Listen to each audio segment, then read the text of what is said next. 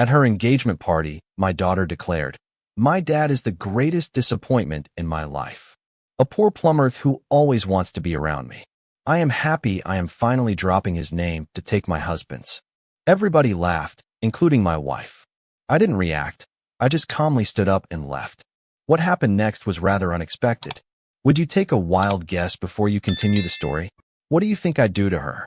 Don't forget to like, share, and subscribe to this channel to support us. It will be great to know in the comments section where you are listening from. Now let me tell you everything that happened. I never minded the feel of a wrench in my hand or the sting of cold metal against my palms at 6 in the morning. There's a rhythm to plumbing, a kind of silent honesty in the way water follows gravity and pressure reveals weakness. It's work that tells the truth, even when people don't. My name's Mark Delaney, and I've been crawling under sinks and soldering copper pipes for over 3 decades. Most folks don't see the beauty in it, but I do. I built a life out of busted gaskets and corroded joints, and I made a living honest enough to keep my daughter fed, warm, and clothed. Maybe not spoiled, but safe. I thought that mattered more. I thought she'd see that one day, the way kids eventually do when they grow up and realize love doesn't always look like glitter and grand gestures. Sometimes it looks like a man coming home with dirt under his nails and a sore back, too tired to talk, but always present. Emily was born on a Thursday morning in late April, when the dogwoods were blooming and the sky looked like a washed-out watercolor. I remember holding her for the first time, her face all scrunched and red like she was furious about being pulled into this world. I promised her, right then and there, that she'd never have to carry the kind of weight I did. I grew up with nothing. No father, no stability, just the same beat-up boots and a rotating cast of people who forgot I existed the minute I left the room. But she would have more. I fixed up our little starter home until the pipes gleamed and the water pressure sang. I took extra jobs to afford piano lessons she later said she hated. I was there for every recital, even the ones where she pretended not to see me sitting alone in the back row with my calloused hands resting in my lap. I used to think love meant showing up. Now I wonder if that's just what we tell ourselves to feel less invisible. Her mother, Lisa, used to joke that I was too available, that no one respected a man who didn't make himself scarce sometimes. I never understood that kind of thinking. Why should being present be a weakness? I liked being around Emily, even as she grew older and started pushing me away like a toy she'd outgrown. She'd sigh when I asked how school was, roll her eyes when I reminded her to check the oil in her car. It stung, sure, but I chalked it up to teenage hormones and the natural growing pains between a father and daughter. I didn't think it meant she stopped loving me. I definitely didn't think it meant she was embarrassed of me. Not until much later, when the clues became too sharp to ignore, like how she'd only introduce me to her friends as Mark instead of my dad, or how she'd post family photos online where I was mysteriously cropped out. I told myself I was overthinking it, that maybe she was just trying to assert her independence. That's what fathers are supposed to do, right? Let go a little, give them room to become themselves. But it was hard, harder than I let on. Every time she called and asked for help with something, her first apartment, her car breaking down, a last-minute rent payment, I showed up. No questions asked. I'd pull a few extra shifts, move some money around, and tell her it was no big deal. I wanted to believe that one day she'd look back and remember how often I came through, that she'd connect the dots between love and consistency. Maybe she'd even thank me, but the thank you never came. Instead, the space between us grew wider. Lisa didn't help, either. Somewhere along the way, she stopped seeing me too. We lived in the same house, but passed each other like ghosts. I'd hear her talking to Emily in hushed tones, always about money or dresses or brunch plans. Conversations I was never invited into. I wasn't part of their world anymore. I was just the man who made sure the bills got paid on time. When Emily got engaged, I thought it might be the moment everything changed. She called me, voice bright, and said she wanted me to help with the wedding. "You don't have to give a speech or anything," she added quickly, like the idea of me standing beside her in front of her guests was laughable. Still, I was hopeful. I paid for the caterer, the florist, the venue deposit. It wasn't cheap, but I wanted her day to be perfect. I figured maybe this was the moment she'd see me again, not as a burden or a background fixture, but as her father. The man who never stopped loving her, even when she made it so damn hard. I imagined walking her down the aisle, her hand in mine, both of us quiet but connected in that way only fathers and daughters can be. I imagined the pride I'd feel, the tears in my eyes. I held on to that vision like a lifeline, even when everything else around me hinted I should let it go. Then came the engagement party. It was held at some trendy rooftop downtown, the kind of place I'd never set foot in on my own. Everyone was dressed like they'd stepped out of a catalog. I wore my best button-down and polished shoes, felt out of place, but determined to be there. I smiled when I saw her, hugged her fiancé, even though we'd barely spoken. I stood in the back, near the appetizers, sipping a lukewarm soda and watching her float from table to table like she belonged in a magazine. I was proud. I was invisible. And I told myself that was okay. That maybe my job wasn't to be seen anymore, just to be nearby in case she ever looked. Then she raised her glass for a toast. It started with that hollow clinking of crystal against crystal, the universal signal for silence in a room full of polished teeth and rehearsed smiles. Emily stood at the center, her champagne flute raised like a conductor's baton, commanding the room without a shred of doubt. Her fiancé, Tyler, had his arm around her waist, grinning like a man who believed he'd just won the lottery, and maybe he had, in a way. She looked radiant, sure, but there was something steely in her posture, something rehearsed behind her smile that made my stomach tense. I wasn't prepared for what came next. I don't think any parent could be, but especially not one who had paid for the caterer she was toasting over, or the rooftop view that framed her glowing moment like a movie scene.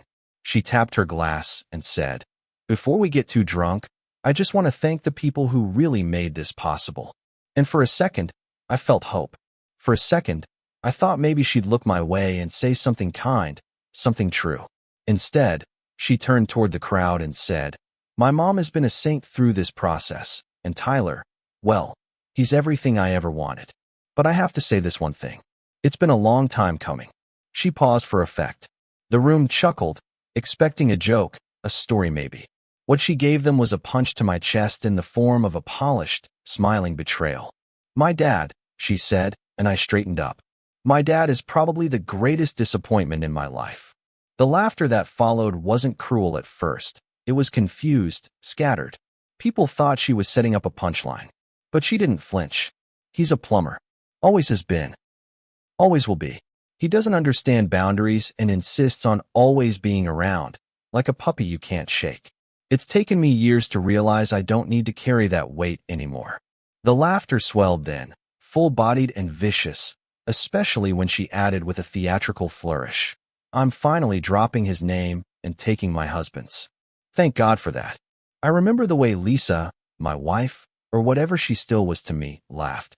Loud, unashamed, not a flicker of discomfort on her face. I didn't react, not in the way they might have expected. I didn't throw my drink or storm out or call her names like some wounded, toxic father in a bad sitcom. I just stood up, slowly. I didn't even push the chair back hard enough to make noise.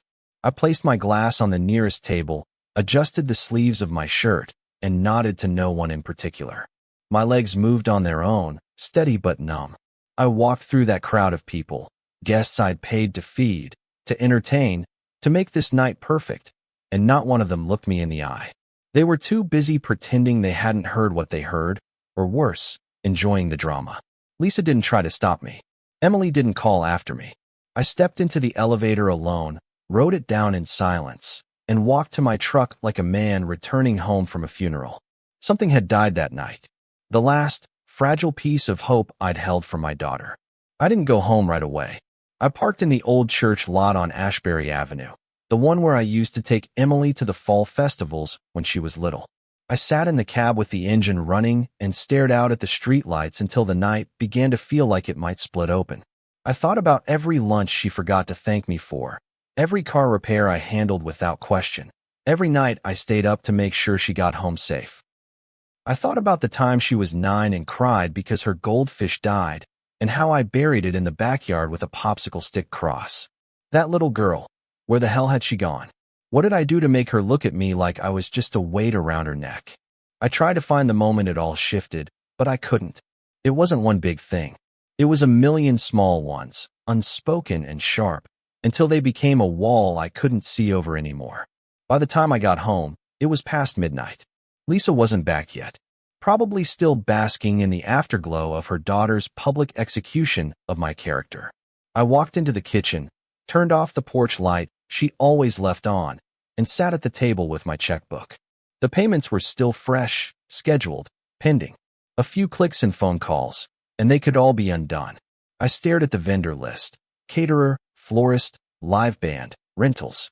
All things I had covered because I thought I was giving her a gift. But gifts require gratitude. And there was no gratitude left in that house, not for me.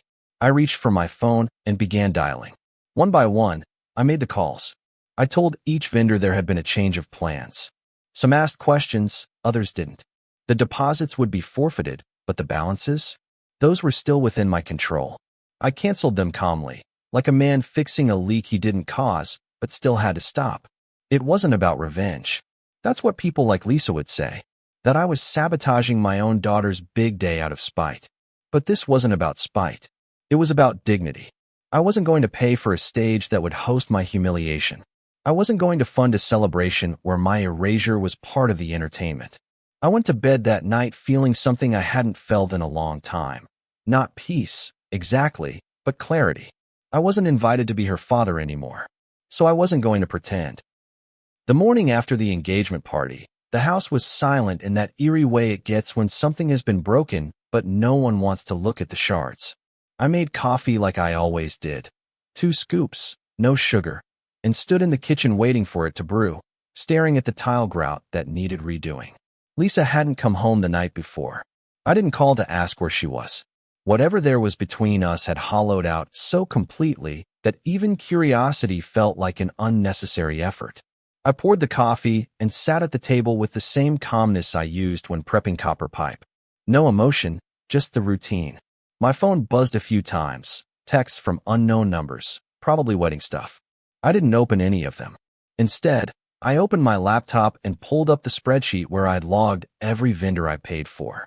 I looked at the totals, the confirmation numbers, the contact names. And then, like I was turning off a valve, I started undoing it all, one quiet, deliberate click at a time. The florist was the first call I made. Her name was Shelley. Young, enthusiastic, and she'd practically squealed when she first met Emily. She remembered me right away. "Mr. Delaney, are we adjusting the delivery time?" she asked, voice chipper. I cleared my throat. "Actually, I'm calling to cancel the payment. Circumstances have changed." Silence stretched across the line. "Are you sure? The flowers are already ordered. Hydrangeas, blush roses, baby's breath," I interrupted gently. "I'm sure." She hesitated, then said she'd void the invoice and cancel the remaining balance. No tears, no drama, just business. That's how they wanted it, right? Just the man who signed the checks. Nothing more, nothing less.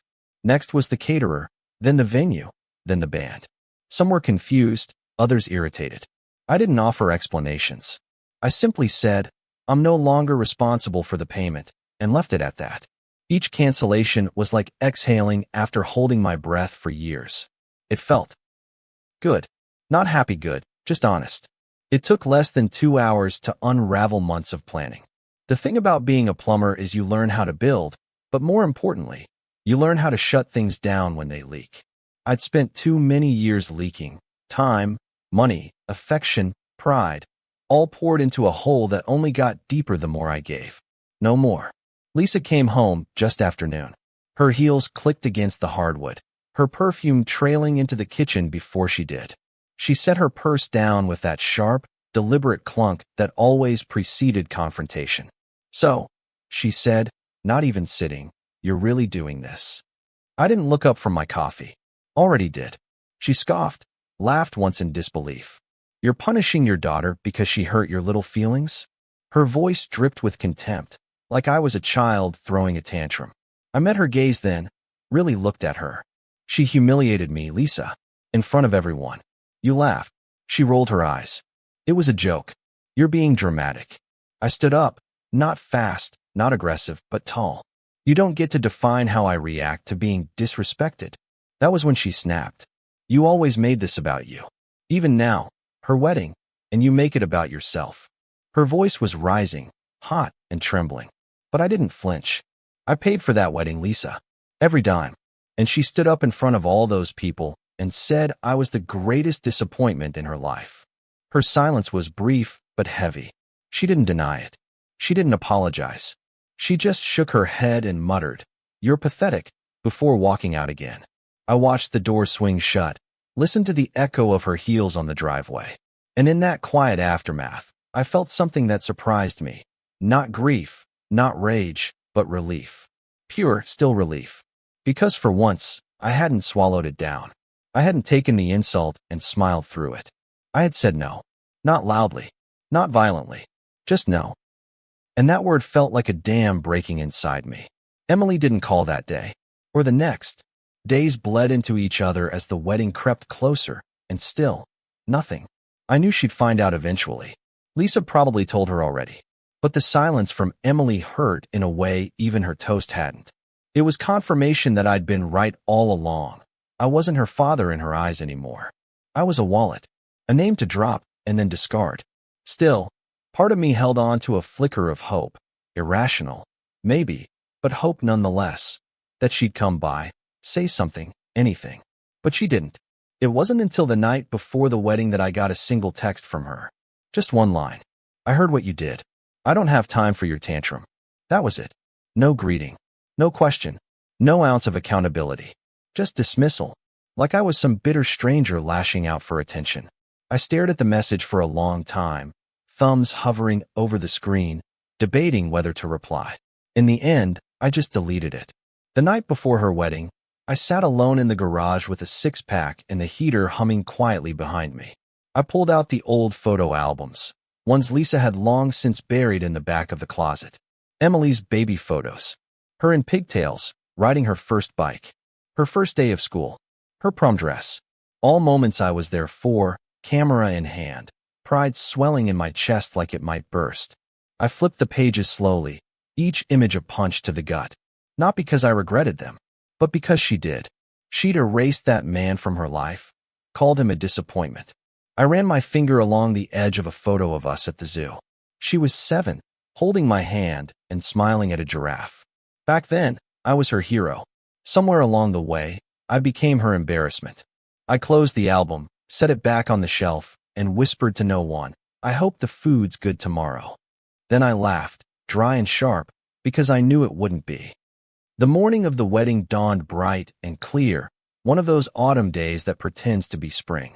Sunlight spilled through the blinds like nothing was wrong, like the world hadn't shifted beneath me just days earlier.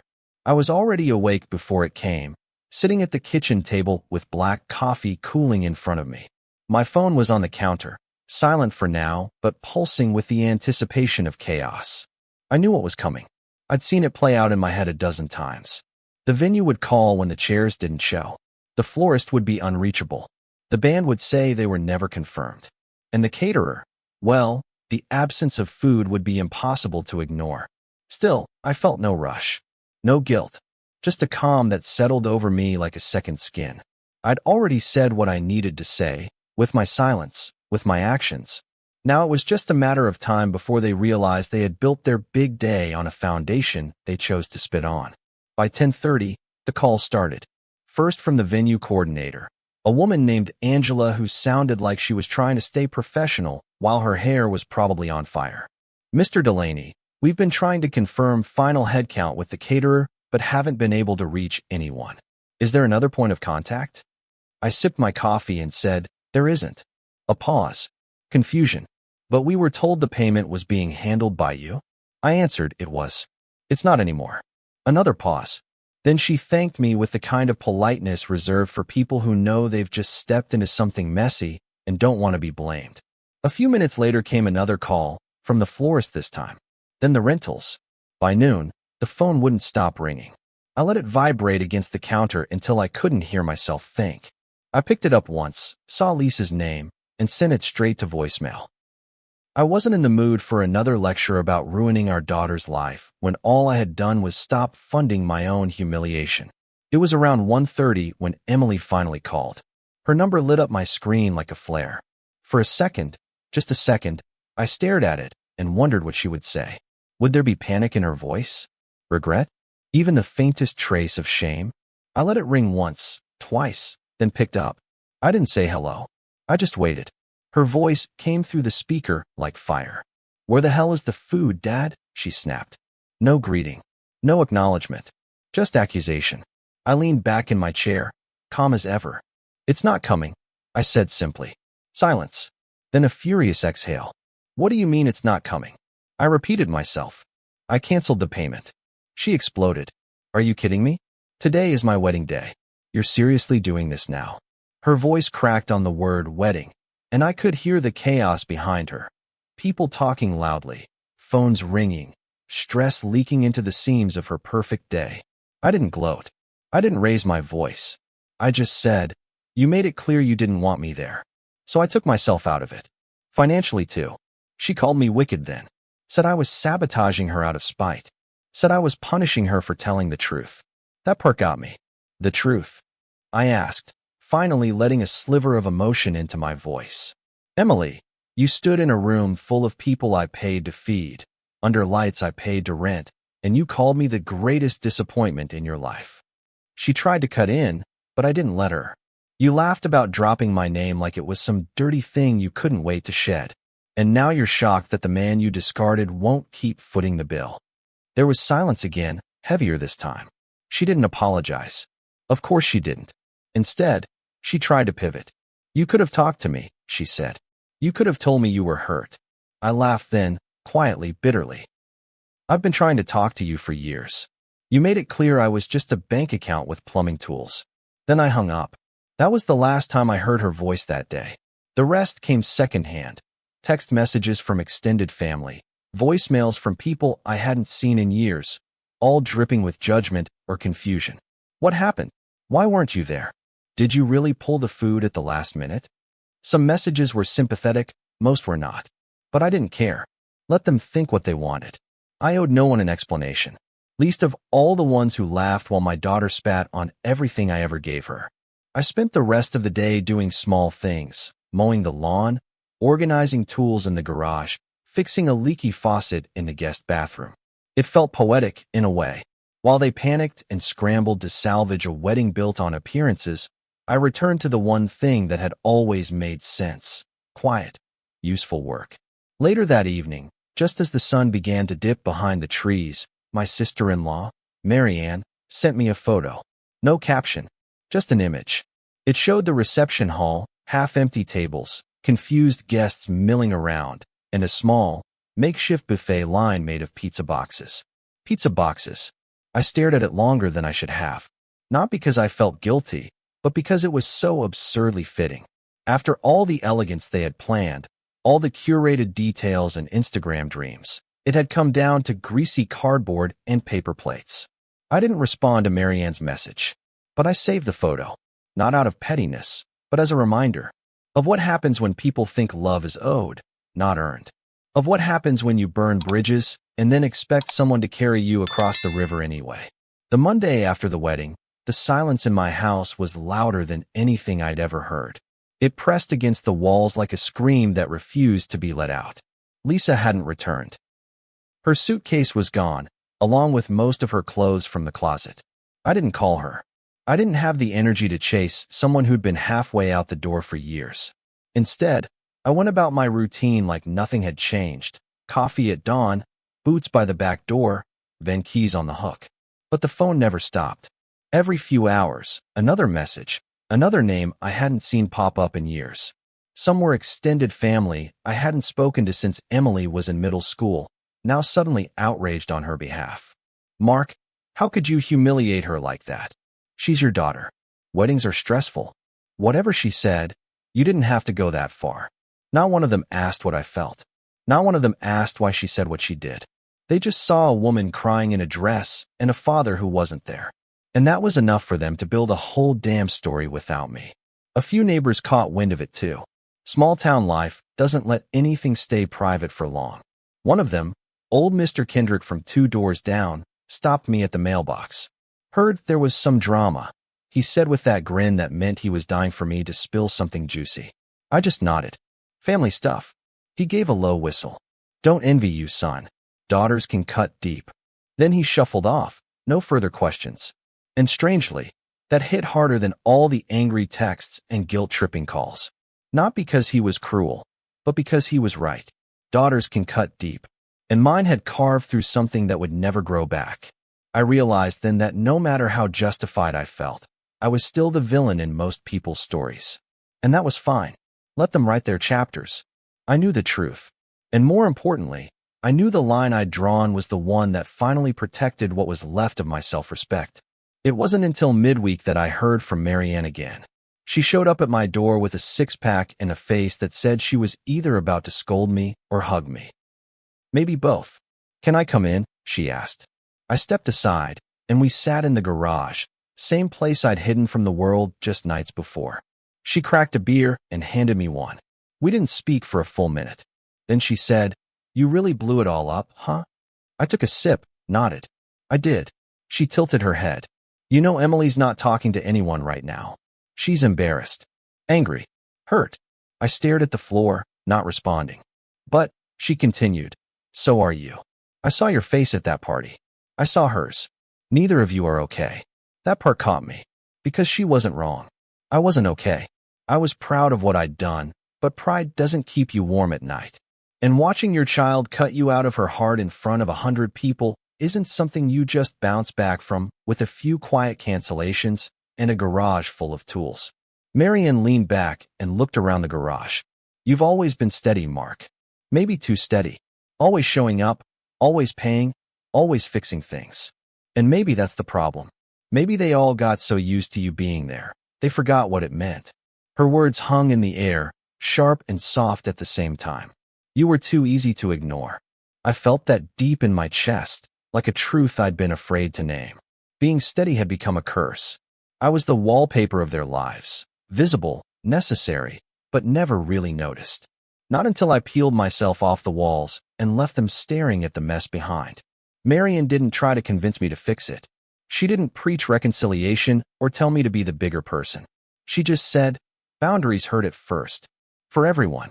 But eventually, they protect what matters. Even if it's just your own damn peace. I nodded, grateful. Then we drank in silence. Two middle-aged people surrounded by tools and silence, both mourning different kinds of losses. The fallout spread online too. Someone must have posted about the wedding fiasco because within a few days, mutual friends started tagging me in vague, passive-aggressive posts. One read, "Some people can't handle being outshined by their own children." Another said, "Pettiness doesn't belong at weddings. Grow up." I didn't respond to any of it. Didn't post some grand explanation or plea for understanding. The internet didn't deserve my side of the story, and frankly, neither did most of the people watching. Let them speculate. Let them gossip. What mattered was that I had finally stopped participating in my own erasure. If they wanted to crucify me for that, let them. I'd take 100 angry Facebook comments over one more year of being treated like a ghost in my own family. A few days later, Lisa came back to get the rest of her things. She didn't say much, just packed her bags while I fixed a leak in the upstairs bathroom. Before she left, she stood in the doorway and said, "You'll regret this." I looked up from the sink and replied, "No, I won't." Her jaw tightened, but she didn't argue. Maybe because she finally realized I wasn't bluffing. Or maybe because part of her knew I was right.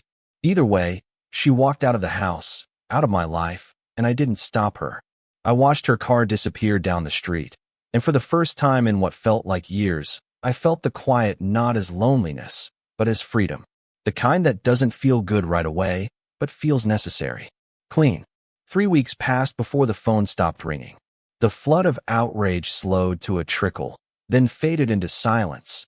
And in that silence, I found something I hadn't felt in years, space to breathe. The kind of breath that fills your lungs without guilt sitting heavy on your chest. I didn't keep track of who unfriended me online or who whispered about me at the grocery store. I didn't go asking for forgiveness or offer justifications. Instead, I got up early like always, poured my coffee, and went to work.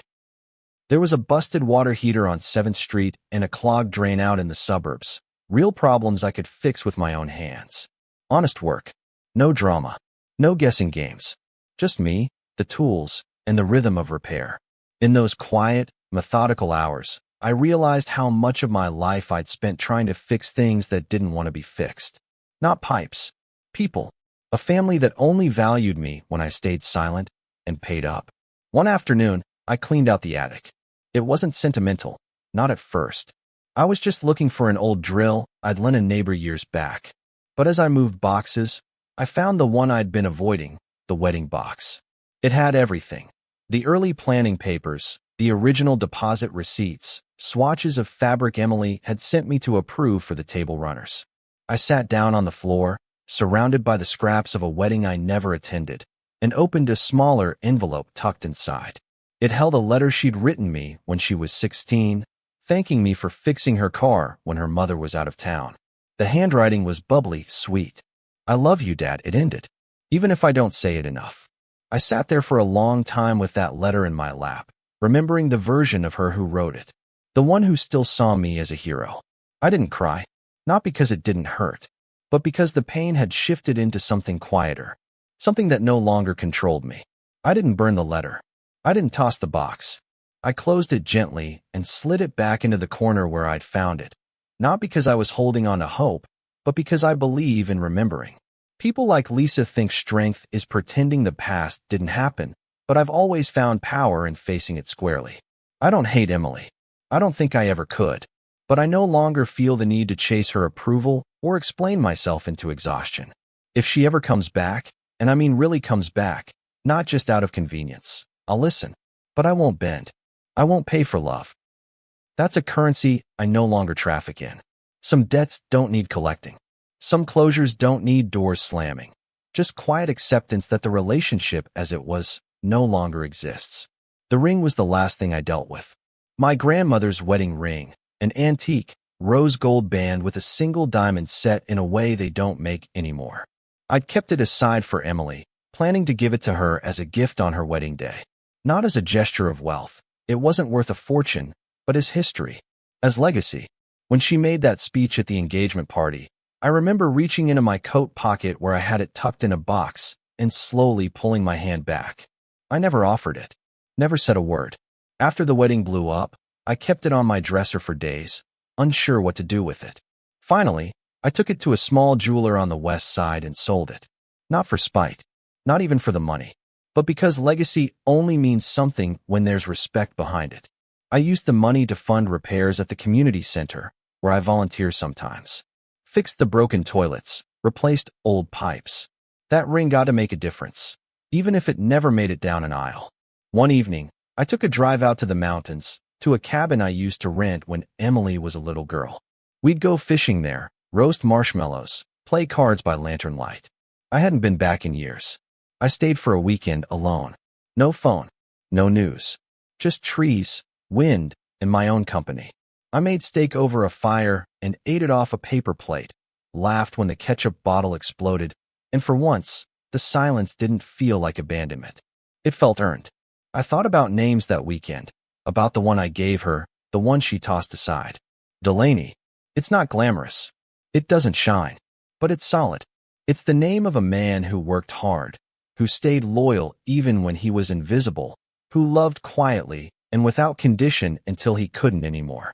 She dropped my name, but I kept it. And I carried it home with pride. Since then, life has been quieter, but better. Marianne still checks in. A couple of old friends have started showing up more, offering beers and small talk that fills the air without pushing too deep. My niece wrote me a letter, a real letter, saying what I did made her rethink her own relationship with her dad. Said I wasn't wicked. I was brave. That one, I framed. I don't expect Emily to come knocking. And if she does, there'll be ground rules. Boundaries. Not a wall, but a gate with a lock, and only I have the key. She can't erase me anymore. I won't be someone she tolerates until the next transaction. I'm done auditioning for a role I was already cast in the moment I held her in that hospital room and whispered, "I'm your dad." She can keep her new name. I hope it brings her peace. But I won't forget what she gave up to claim it. If you've ever been pushed aside by the very people you sacrificed everything for, you're not alone. Sometimes, the quietest act of rebellion is choosing yourself, especially when love turns into obligation. If this story hit home, Let us know in the comments. And if you believe in setting boundaries, even when it hurts, don't forget to like, share, and subscribe for more stories that speak to the unspoken truths of family. Your voice and your peace matter. See you soon in the next story.